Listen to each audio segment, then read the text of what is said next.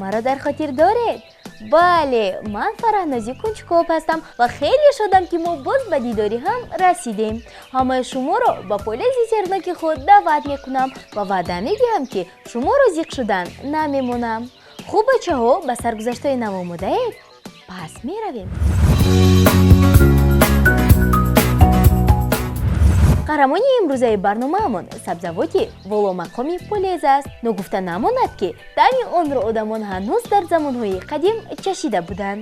вай қадди пас ва ҷомаи бисёр дорад. пайбурдед сухан дар бораи чӣ меравад? бале, имрӯз мо дар бораи карам суҳбат хоҳем кард.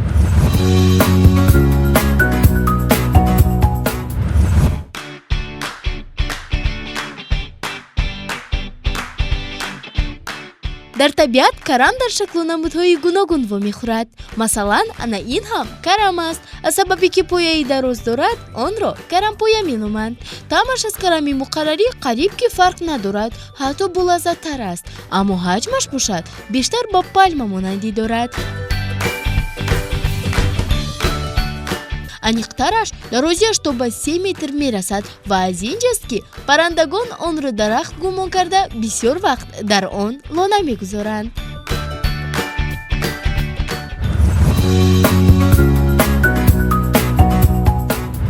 хеле аҷиб, вале бояд рости гапро гӯям ки чунин карами бузургро дар полезҳо вохӯрдан амри маҳол аст. гуфтагӣ бар ин, оё шумо медонед ки номи ин сабзавот аз кадом забон гирифта шудааст? не? пас гӯш кунед. калимаи карам аз калимаи римии капуто гирифта шудааст ва маънои сарро дорад.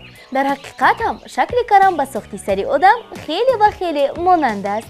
дар бораи таърихи пайдоиши ин сабзавот бошад дар сюжаи навбатӣ баҳратон маълумот медиҳем. хуб, бодиққат бошед.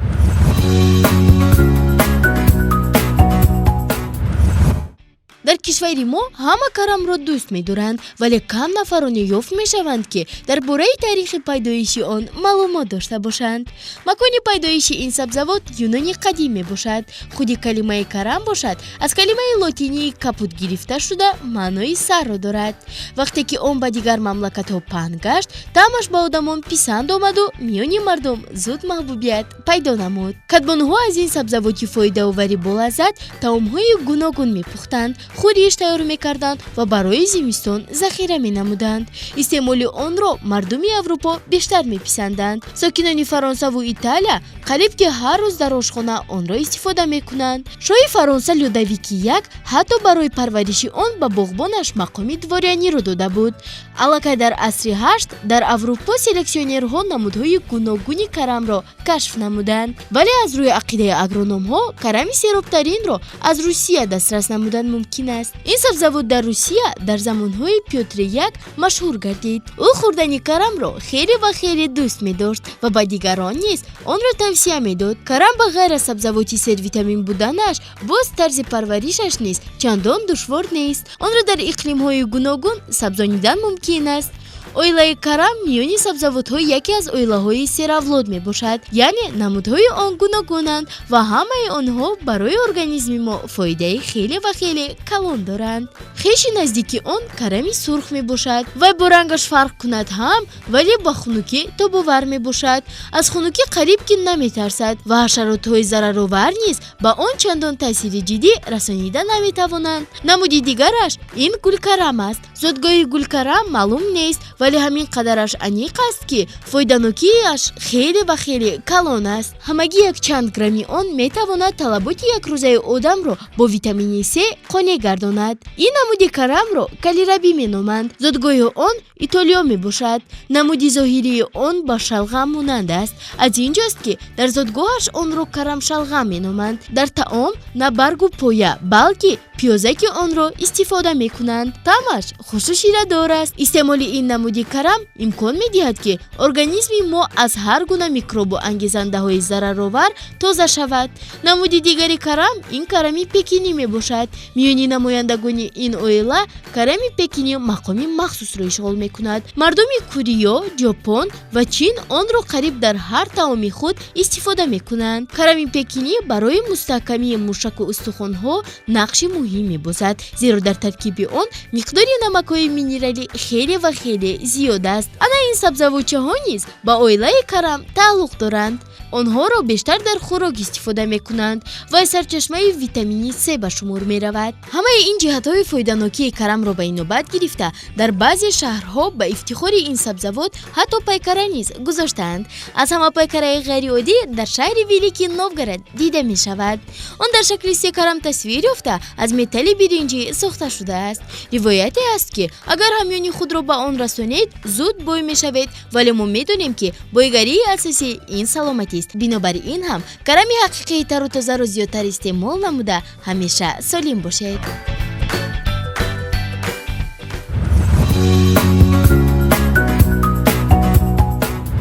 замонҳои пеш дар деҳот вақте тамоми ҳосили карамро аз замин ҷамъ меоварданд, иди карам ташкил менамуданд. занҳо ҳама ҷамъ омада карамҳоро реза мекарданд. сипас онҳоро ба зарфҳои калон гузошта намак мекарданд. ин захира барои зимистон буд. бегоҳ бошад сайругашти идона ташкил карда мешуд. инчунин дастархони идона меоростанд ва хӯроки асосӣ дар он карам ба ҳисоб мерафт. мардум ин сабзавотро бо майли зиёд истеъмол мекарданд, зеро медонистанд ки таркиби он аз витаминҳои фоидаовар бой аст. шумо ҳам дар ин бора маълумот гирифтан мехоҳед? пас ба тавсияҳои амаки духтур бо диққат гӯш кунед. марҳамат амаки духтур.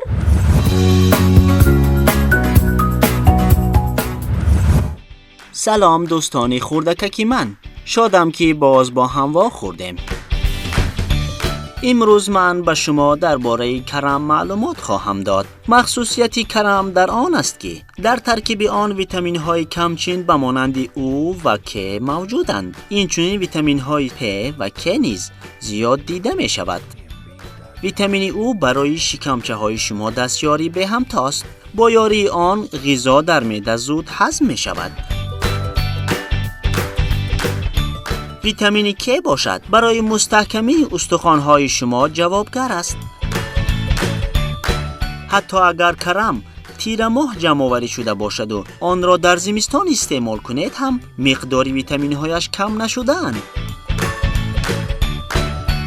خرگوشک دانا استعمال کرم را بیهوده دوست نمی‌دارد و ای کاری معاینه را خوب نموده به دانش شما تأثیری مثبت می‌رساند. از اینجاست که اگر با بهای 5 خواندن خواهید پس کرم را زیادتر استعمال کنید. باقی سلامت باشید. خیر تا برنامه‌های آینده.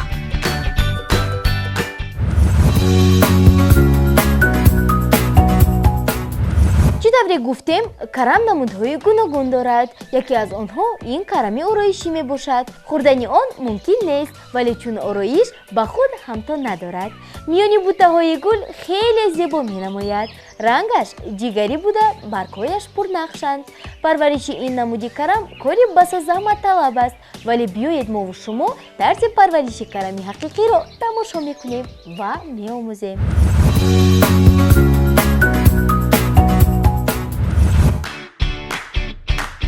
карами маҳаллиро дар Полез аллакай дар нимаи дуюми моҳи май шинонидан мумкин аст. барои парвариши карам беҳтар аст замини офтобиро интихоб созед. онро пешакӣ побел намуда нуриҳои минералӣ мепошем. баъд аз ин заминро ҳамвор намуда об мерезем.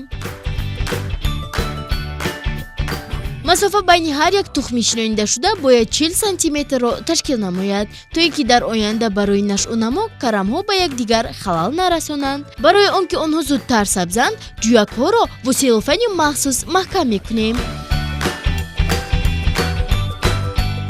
об додани карамро фаромӯш кардан дар кор нест. тақрибан баъд аз 8 рӯз ниҳолаки карам пайдо мешавад.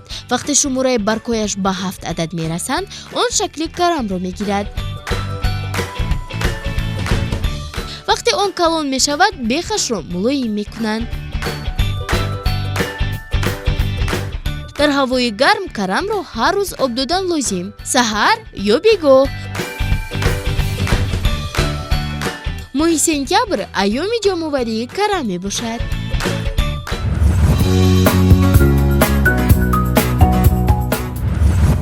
در تمام جهان پرورش میکنند و استعمالش را میپسندند. خوشبختانه دهقانان ما نیز در این کار خیلی پیشرفتند. مادران و بیبی‌هایمان باشد از آن خوراک و خورش‌های گوناگون آماده میکنند.